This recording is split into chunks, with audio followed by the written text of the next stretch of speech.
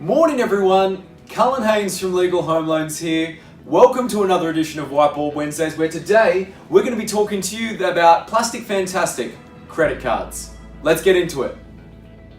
Alright guys, we had a lot of great feedback from last week's video on credit scores. In terms of credit cards, what do we want to touch on? Borrowing capacity is a big focus right now in the lending space. So every single one of your expenses is being, meticulously looked at as part of your loan. Credit cards are no exception.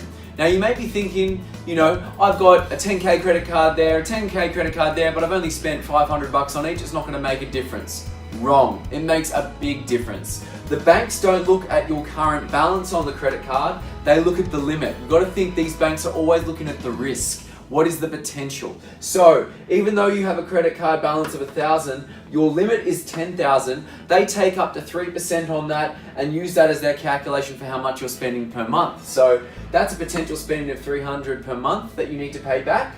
So if you have a couple of those, or you've got a larger credit limit on your credit card, it's going to adversely affect your borrowing capacity, and it could mean the difference between the larger deposit or larger loan for your house or a smaller loan for a smaller property, because you've got so many open.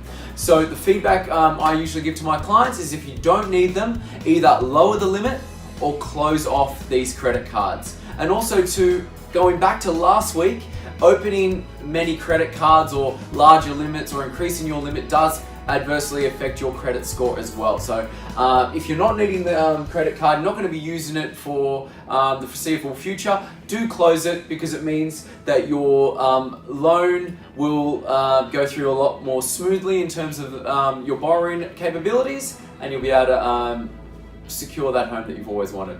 Alright, thank you so much guys. Thank you for joining us for another edition of Whiteboard Wednesdays.